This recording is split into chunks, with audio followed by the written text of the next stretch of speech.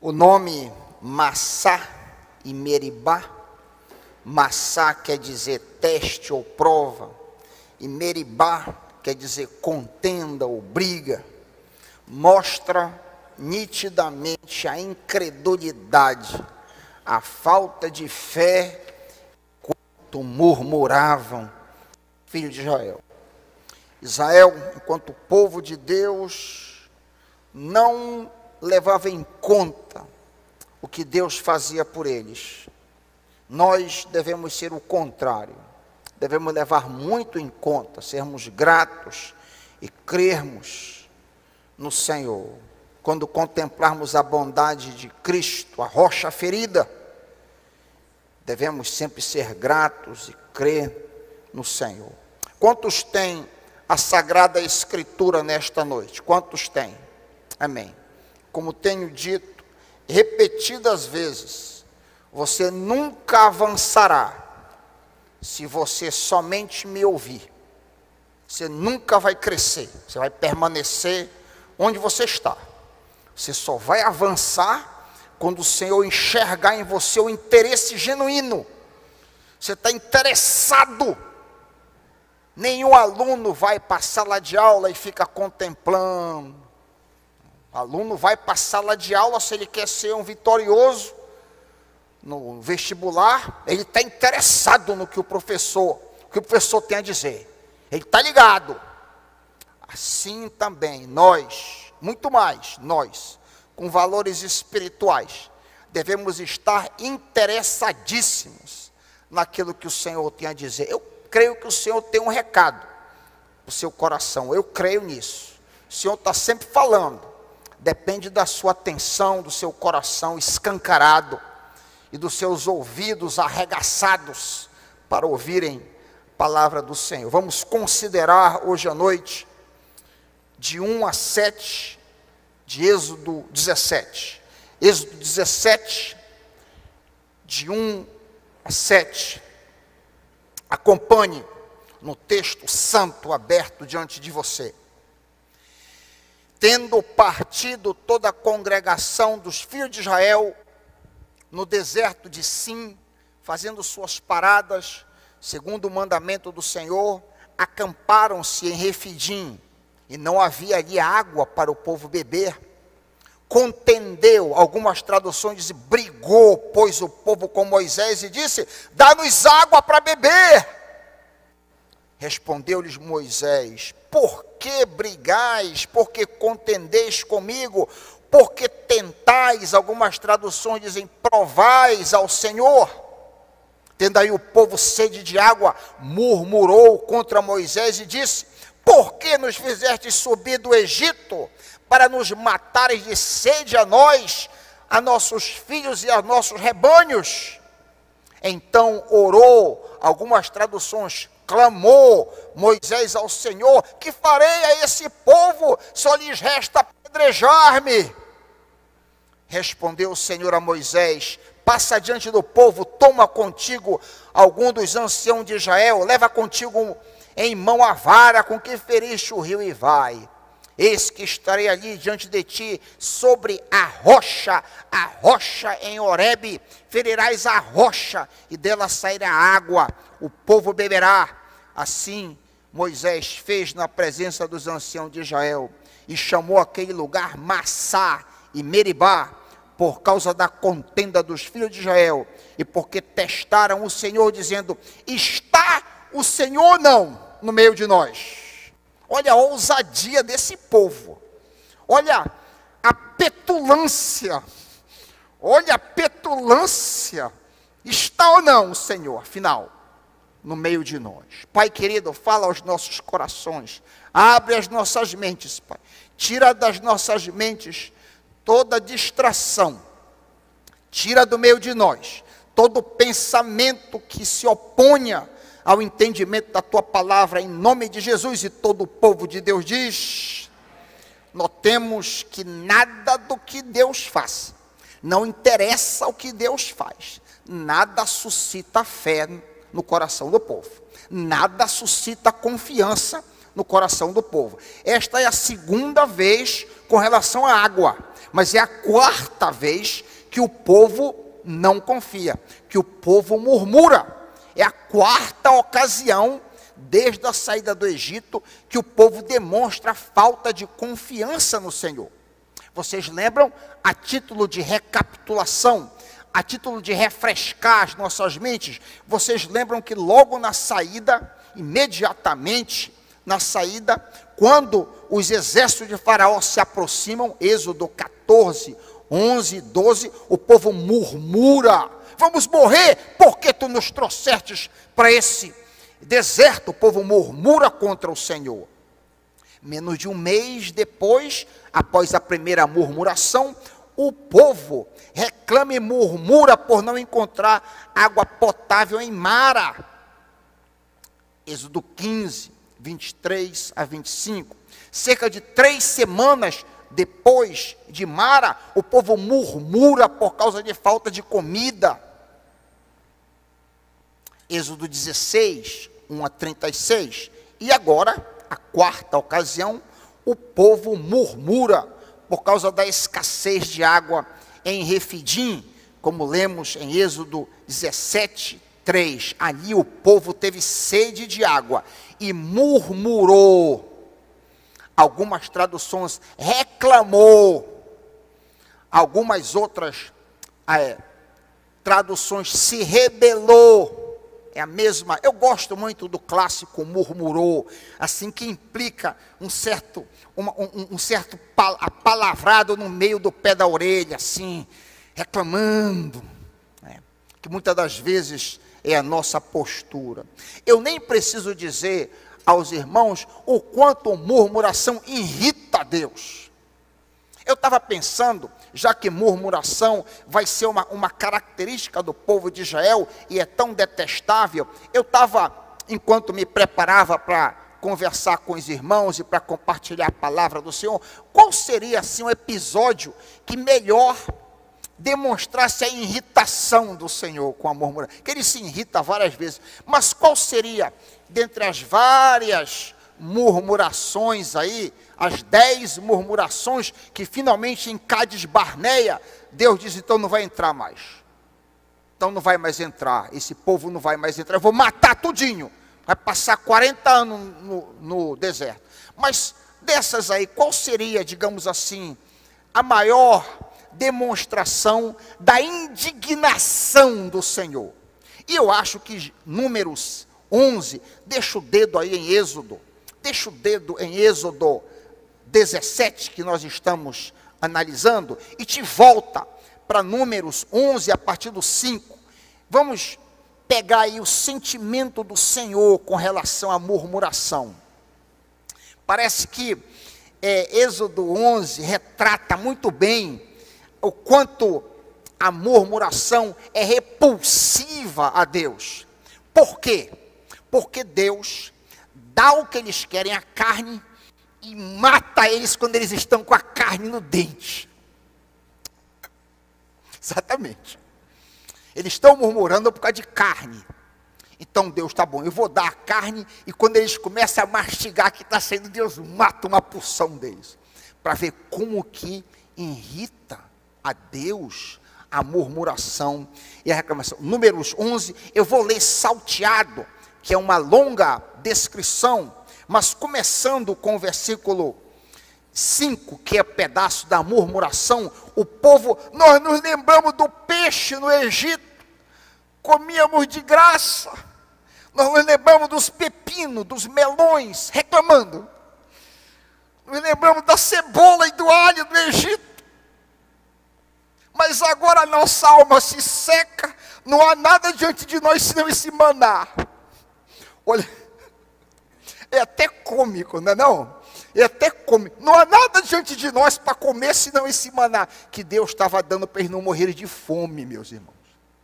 Deus estava dando milagrosamente o maná para que eles não padecessem no deserto. E eles agindo dessa forma.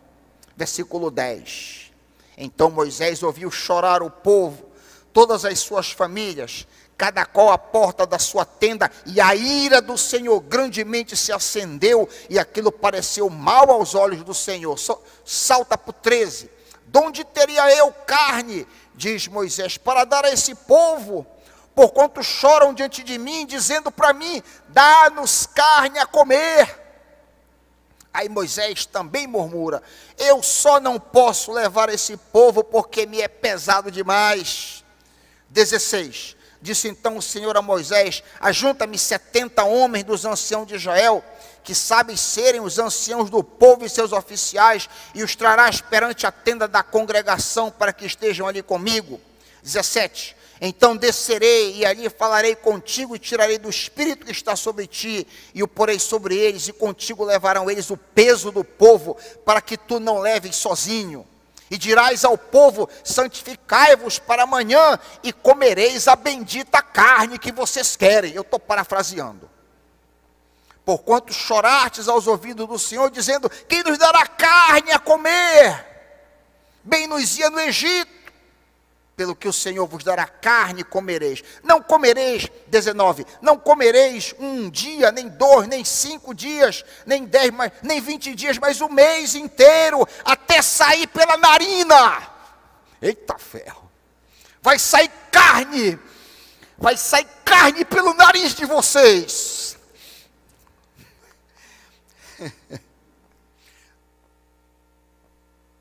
Mas o mês inteiro, até que vos torne nojento, porquanto rejeitastes ao Senhor que está no meio de vós, e chorastes, porque saímos do Egito. É ingratidão. Por que o Senhor nos tirou lá do Egito?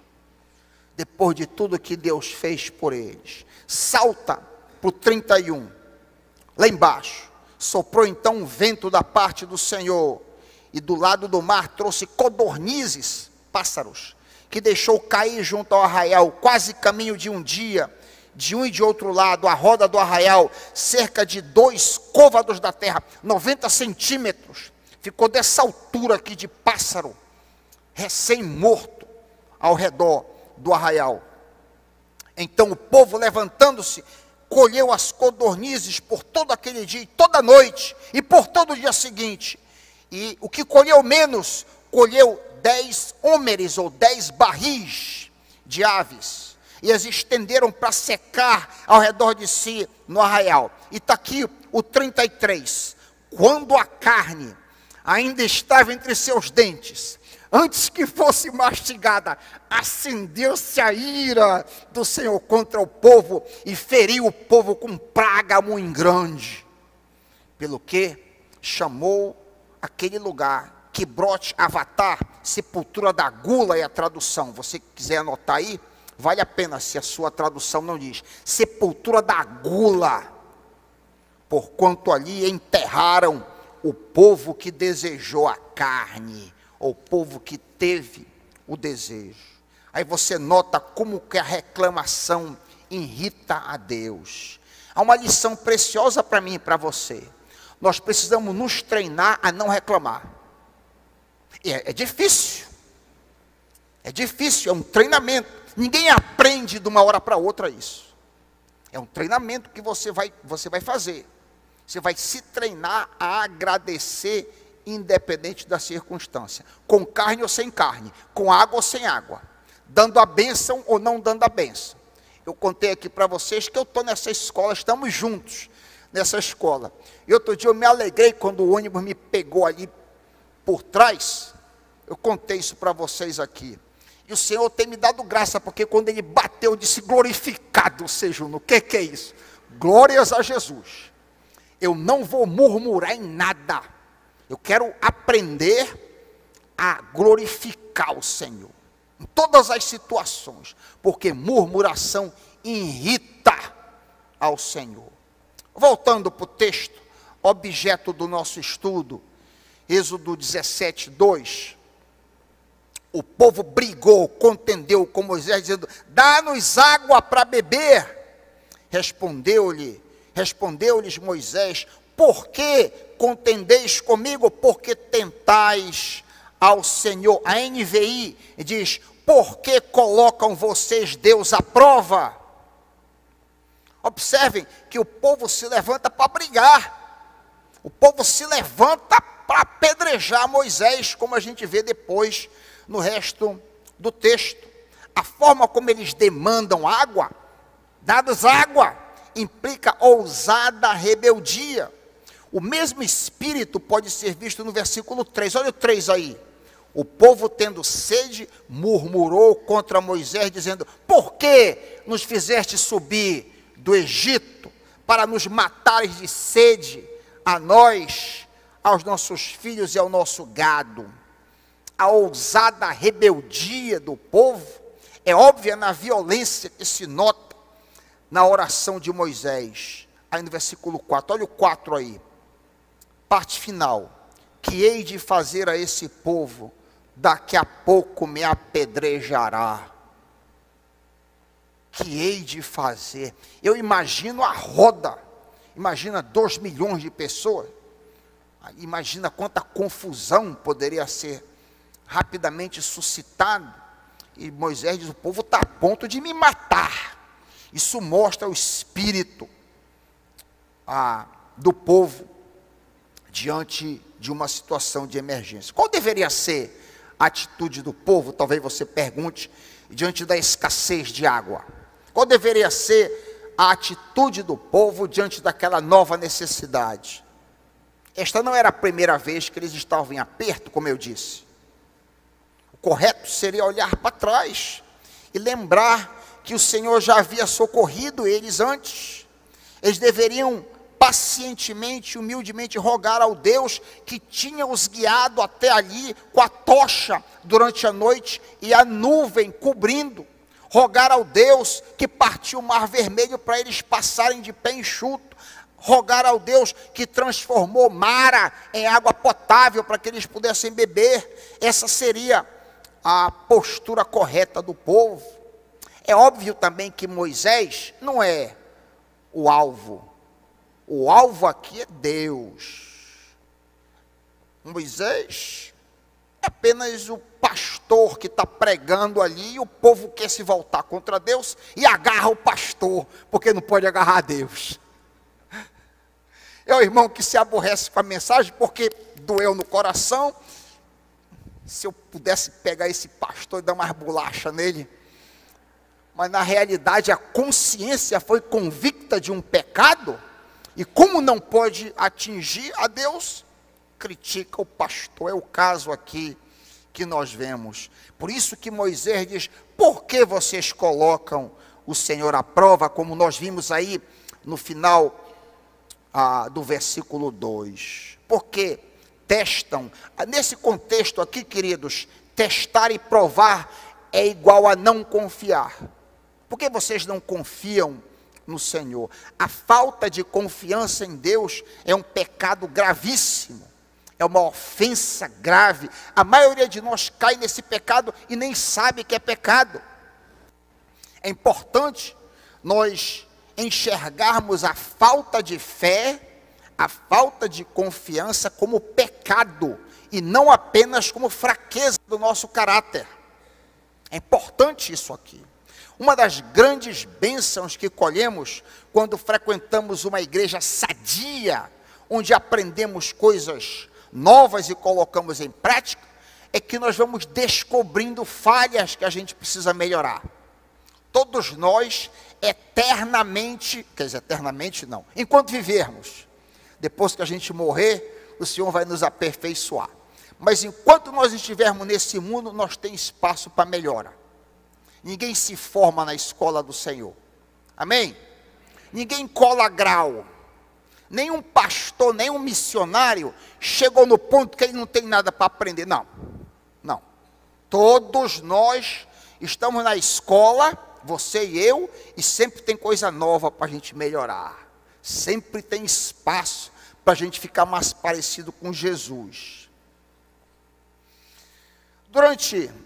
Que eu posso dar vários exemplos, durante cerca de 40 anos, entre os meus 5 anos de idade, mais ou menos, até os 45, eu tinha lido inúmeras vezes Efésios 4:31, e não sabia que me aborrecer era pecado.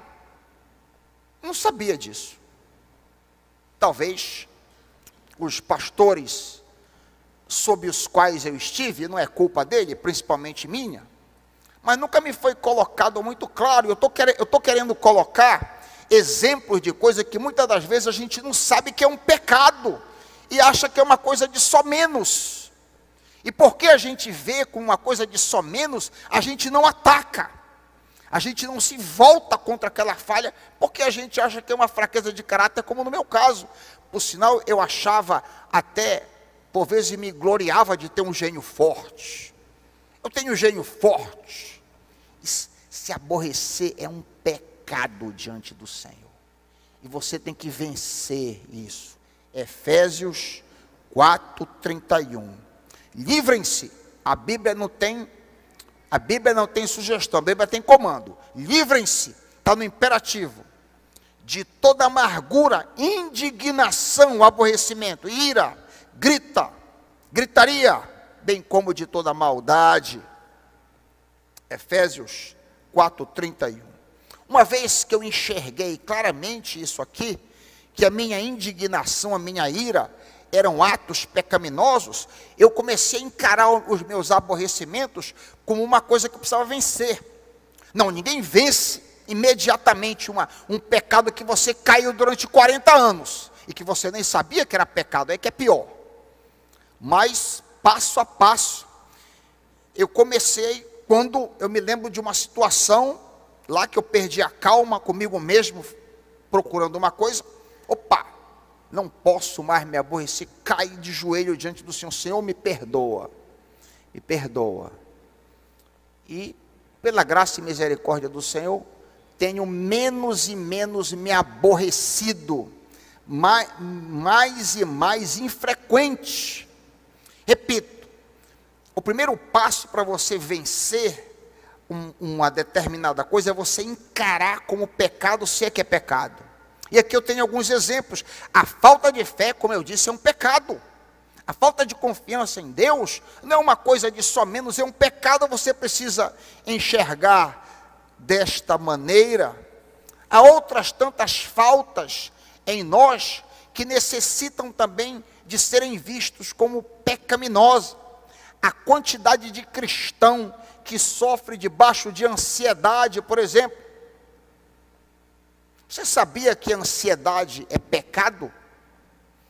Pastor Raik, eu não sabia dessa. Pois então, se prepare aí, aperte o cinto aí, que eu vou provar na sua Bíblia que a ansiedade é um pecado diante do Senhor. Abra a sua Bíblia, deixa o dedo aí em Êxodo 17, que nós estamos examinando, e dê uma olhada em Filipenses 4, um texto que muitos sabem de cor. Filipenses 4, olha aí o comando: não andeis ansiosos por coisa alguma. Não é assim, se você deseja, não anda ansioso por nada. Antes, em tudo, sejam os vossos pedidos conhecidos diante de Deus pela oração e súplica com ações de graça. E a paz de Deus, que excede todo o entendimento, guardará os vossos corações e os vossos pensamentos em Cristo Jesus. Então você que por acaso vive ansiosa, lute, dore em diante, isso é um pecado, eu preciso ser banido da minha vida. É a Bíblia que está dizendo, não é o pastor Raik que está dizendo, não sou eu, é a Bíblia que está dizendo isso. Não andeis ansiosos. Quando você diz, pai querido, não quero mais estar ansioso, a tua palavra me diz que isso é um pecado, assim como a falta de fé é um pecado. O amor ao mundo é um outro pecado. Sabia que amar o mundo é pecado? 1 João 2, 15 a 16, não ameis o mundo, nem o que há no mundo. Se alguém ama o mundo, o amor do Pai não está nele. Porque tudo que há no mundo, o desejo da carne, o desejo dos olhos, a soberba da vida não vem do Pai, mas sim do mundo. Nós devemos ser um povo um tanto desligado das coisas deste mundo. Precisamos trabalhar, precisamos dar conta das nossas atividades, precisamos ser bons funcionários, mas nós não devemos estar com a mente focada nesse mundo. Ao contrário, devemos estar com os nossos olhos focados na nossa morada celestial, de onde aguardamos o doce e amado Salvador, Jesus Cristo. Você sabia que ansiedade é pecado? Incredulidade, como nós dissemos no caso das murmurações dos israelitas, é pecado a falta de fé. Hebreus 3:12. Hebreus 3:12. Cuidado, irmãos, para que nenhum de vocês tenha um coração perverso e incrédulo. Incrédulo que afaste do Deus vivo. De que forma eu e você temos sido incrédulos diante do Senhor? A falta de confiança, a falta de fé, torna o agir de Deus impossível. Você ouviu essa? A falta de confiança em Deus impede que Ele haja na tua vida. É isso mesmo. Jesus disse isso claramente aos cegos em Mateus 9:27. Partindo dali, seguiram-no 2 cegos, clamando e dizendo: tem compaixão de nós, filho de Davi. Quando chegou a casa, os cegos se aproximaram dele, e Jesus disse: credes que eu posso fazer isso? Para que Jesus ia perguntar uma coisa dessa? Vocês acreditam que eu posso abrir os olhos de vocês? Você crê que Deus pode mudar uma situação na sua vida, meu irmão, minha irmã? Você crê? Tem uma determinada situação na sua vida que eu não sei qual é, você sabe? Tem um determinado impedimento, seja lá o que for. Você crê que Deus pode mudar? Ele perguntou aqui: credes que eu posso fazer isso? Eles disseram, Mateus 9:27-29, sim, Senhor. Tocou os olhos dele, dizendo: seja-vos feito segundo a vossa fé. Então, você tem um problema hoje à noite? Você tem uma luta hoje à noite? Se você crê, seja feito segundo a tua fé. Pastor Raik, eu não creio. Seja feito segundo a tua fé. Não vai acontecer. Não vai acontecer. Você não crê, então não vai acontecer. Se aqueles 2 cegos dissessem para você: não, a gente não crê, pois então seja feito segundo a tua fé, eu não vou abrir. Faz sentido, meus irmãos? Existe algo em sua vida que é promessa de Deus, fundamentada no Novo Testamento, e você não crê? Acabamos, por exemplo, de ver que Deus não quer que a gente ande ansioso. Você crê que é possível vencer a ansiedade? Pastor Raik, eu não creio. Seja feito segundo a tua fé. Tu nunca vai vencer. Pastor Raik, eu creio. Por mais que eu tropece muitas vezes, mas um dia eu vou estar livre de toda ansiedade, pois seja feito segundo a tua fé. Amém, meus irmãos? É claro o que eu estou dizendo. Vai depender da tua fé. Há várias promessas no Novo Testamento. O Novo Testamento não promete carro novo. O Novo Testamento não promete marido, mulher, filho, apartamento. O Novo Testamento não promete essas coisas. Ah, mas poxa, pastor Raik, as coisas deste mundo são secundárias para o Novo Testamento. Mas o Novo Testamento tem promessas que são relatadas como superiores promessas. Por exemplo, o Novo Testamento promete perdão para todos os pecados, independente do pecado mais horrível que você tenha cometido, daquilo que você tem vergonha, o Novo Testamento diz que está perdoado, se você crê no sangue de Jesus. Quer a prova? Quer a prova disso aqui? Mateus 26:28, este é o sangue da aliança, derramado em favor de muitos, para perdão dos pecados. Você pode ter cometido, você pode ter matado alguém, que Deus o livre e guarde. Você pode ter envenenado a sua mãe, que você amou, mas pelo dinheiro você pode ter cometido a coisa mais bizarra, o pecado mais sujo, que você tem vergonha que as pessoas saibam. O Novo Testamento garante perdão se você se arrepender. O Novo Testamento garante que você é lavado e você se torna como Cristo. Quando Deus olha para você, Ele vê um manto, você está puro e santo, como se você nunca tivesse cometido nenhum pecado. É a promessa do Novo Testamento para você. Que promessa preciosa, meu irmão. Você e eu que cometi vários erros na minha adolescência e mocidade, quem sabe você também está no mesmo barco. Quem sabe você tropeçou e cometeu erros, que você se arrepende e tem vergonha. Você está limpo no sangue de Jesus, tal qual uma virgem que nunca pecou. Amém? É a promessa preciosa. Há muitas outras promessas. Pastor Rai, que eu não creio, pois seja feito segundo a tua fé, você não vai ser perdoado. Você não crê? Paz, uma outra promessa maravilhosa. Eu não tenho paz no meu coração, eu vivo correndo de um lado para o outro. O Novo Testamento diz: deixo-vos a paz, a minha paz vos dou, não dou como o mundo a dá, não perturbem os vossos corações, não tenham medo. Pastor Rai, que esse tipo de paz é impossível neste mundo. Seja feito segundo a tua fé. Seja feito segundo a tua fé. Pastor Rai, que eu vou viver nessa paz, pois seja feito segundo a tua fé. Tu creres, tu terás. A impossibilidade de uma vida de paz total, eu creio nisso. Eu não cheguei ainda, mas eu quero estar nesse nível de paz. Que nada me abale, uma vida inabalável.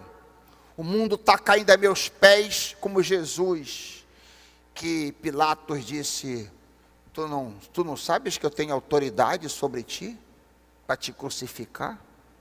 E Jesus disse: nenhuma autoridade terias sobre mim, se o meu Pai não tivesse te dado.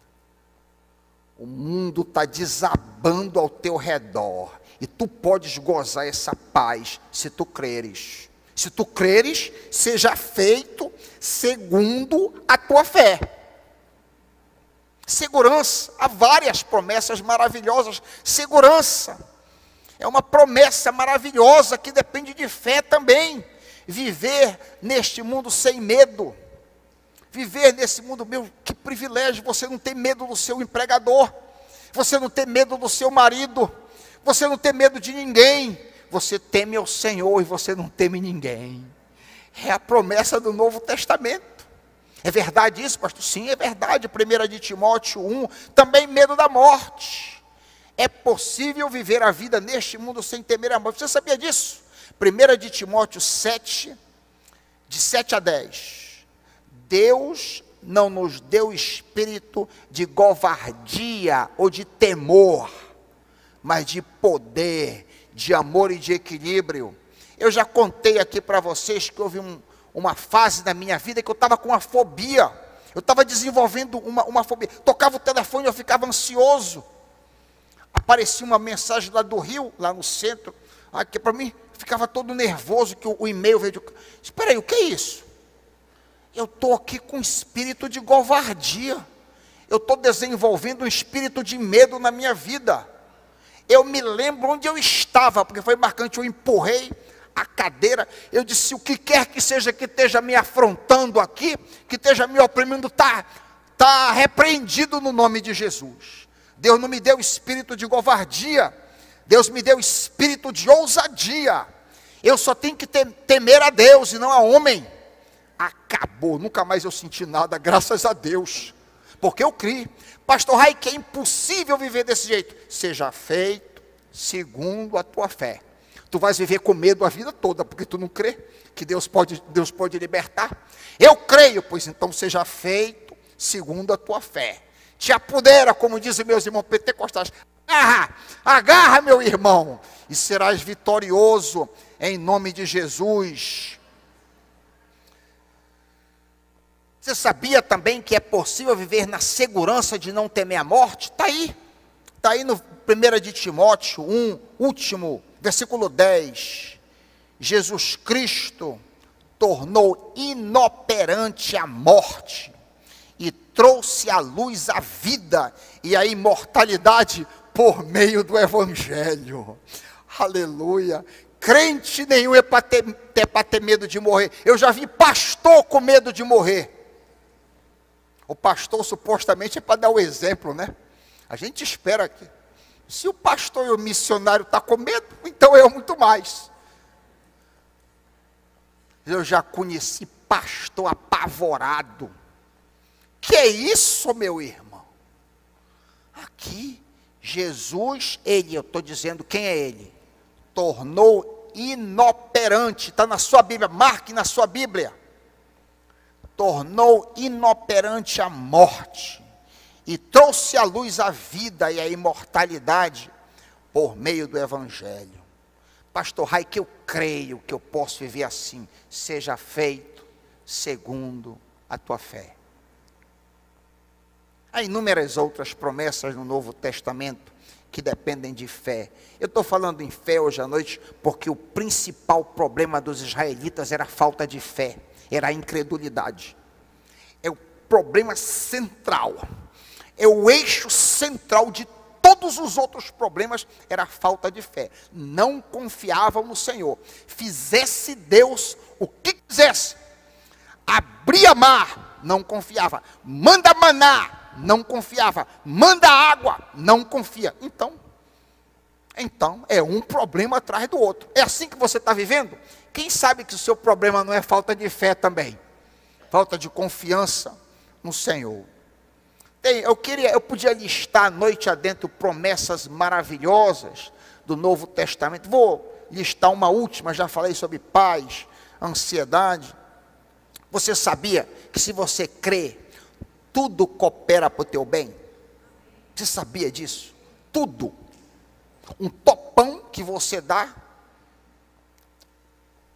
Eu, quando fui para Curitiba, agora domingo, a carteira de motorista que eu utilizo para identificação, para passar no portão, caiu do meu bolso.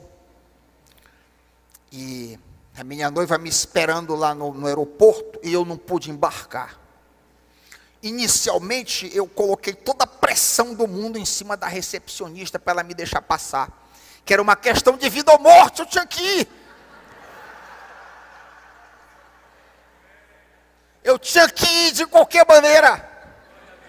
E ela tinha que abrir uma exceção. Ela disse, mas é ilegal deixar passar no portão sem identificação. Eu tá aqui no meu celular, tá aqui, sou eu sou essa pessoa. Os meus cartões de crédito provam que eu sou essa pessoa, tá aqui o meu nome. Não pode passar. Não pode passar. Eu disse, então ligue lá para a supervisora, eu estou querendo dizer que tudo coopera. Então ligue lá para supervisão. Quando ela ligou de costa, me deu vontade de rasgar no rumo do... Mas aí eu fiquei com medo deles chamarem a segurança e ia sair pastor Batista arrastado do avião. Pastor Batista é arrancado do avião à força, né? Então eu resolvi esperar e a mulher... Quando eu estava esperando, me veio um pensamento, meus irmãos. E agora isso aqui é muito sério. Quando eu estava esperando aquela agonia, o coração tanto acelerado, me veio um pensamento, será que esse avião não vai cair? E Deus está me livrando? Eu pensei nisso, é sério. Eu pensei nisso. Será que esse avião aí, será que Deus não tá impedindo de eu entrar? Por alguma razão, porque a Bíblia diz que tudo coopera para o meu bem. Sabe de uma coisa, eu vou relaxar. Tem alguma razão que eu não entendo, mas não cabe a mim entender. Nós não somos chamados a viver entendendo, é para viver pela fé. Nós somos chamados a viver pela fé, e não por entendimento. Não é isso? Então eu dei uma relaxada, veio lá a supervisora, eu ainda coloquei uma certa pressão, disse que eu não era mentiroso, que eu era pastor e tal, não teve jeito. E eu fiquei lá mais um pedaço. Por que razão isso aconteceu? Não sei. Mas eu sei que é para o meu bem, quem sabe que é para me treinar, para eu ser ainda mais paciente, mais tranquilo, para aceitar as circunstâncias, porque se eu creio que tudo coopera, eu prego que tudo coopera, eu tenho que colocar em prática na minha vida, senão fica hipócrita, eu ensino para os outros e não coloco em prática na minha vida. Relaxei, deu tudo certo, pegaram, me colocaram, afinal, no Achados e Perdidos, eu devolver a minha carteira de motorista, um milagre que eu ia para Asa Sul pegar táxi para dar boletim de ocorrência, enfim, mas deu tudo certo no final. Eu creio que tudo coopera para o meu bem. Satanás pode tentar obstacular, mas não vai conseguir. E Senhor, eu quero te glorificar. Não aconteceu como eu queria, mas eu quero te glorificar. E essa é a postura, em vez de murmurar, que eu poderia murmurar. E Deus não se agrada de murmurador. Vale notar de onde vem o socorro, para finalizar. No nosso texto, vocês notaram de onde vem o socorro? Isso aqui é belíssimo. Se você não prestou atenção para nada do que eu disse, esse socorro é belíssimo. Olha essa pérola que está. A solução do problema estava na rocha que daria água. Olha aí, 17, Êxodo 17, 4 e 6. Pelo que Moisés clamou ao Senhor e disse: que hei de fazer a esse povo? Daqui a pouco me apedrejará. Então disse o Senhor a Moisés: passa diante do povo, leva contigo algum dos anciãos, toma na mão a vara para que firas o rio e vai. Eis que eu estarei diante de ti sobre a rocha em Horebe. Ferirás a rocha e dela sairá água para que o povo possa beber. Atenção aqui. A fonte de água para saciar a sede do povo era a rocha. A solução do problema era a rocha ferida. A provisão para o povo estava na rocha. Vocês sabem o que era essa rocha?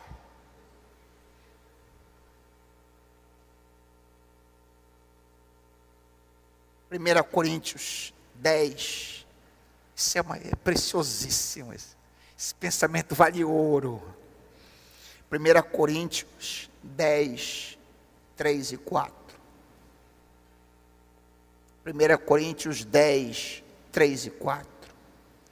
Os israelitas, diz o texto, comeram do mesmo alimento espiritual e beberam da mesma bebida espiritual, pois bebiam da rocha que os acompanhava, e essa rocha era Cristo. Aleluia. A rocha que foi ferida era um tipo de Cristo. A rocha era uma imagem, era uma representação do Cristo. Jesus está aí, está na sua Bíblia, marca na tua Bíblia. 1 Coríntios 10, 3 a 4. A rocha que acompanhava era uma pré-encarnação, era um tipo do Cristo que viria 1500 anos depois deste evento que nós estamos lendo. Que coisa linda, que pensamento lindo. A única fonte que pode verdadeiramente nos saciar a sede é Cristo. A solução dos nossos problemas está em Cristo, a rocha ferida na cruz. A provisão das nossas necessidades está em Cristo Jesus, o nosso Senhor e Salvador. Amém? Oh, querido, coloca a tua vida nas mãos de Cristo. Cristo é a rocha, Cristo é a nossa segurança. Não coloca a tua confiança em plano de saúde. Não coloca a tua confiança em emprego público. Tudo que estás doido para fazer concurso público, para teres a tua segurança. Não coloca a tua segurança nessas coisas.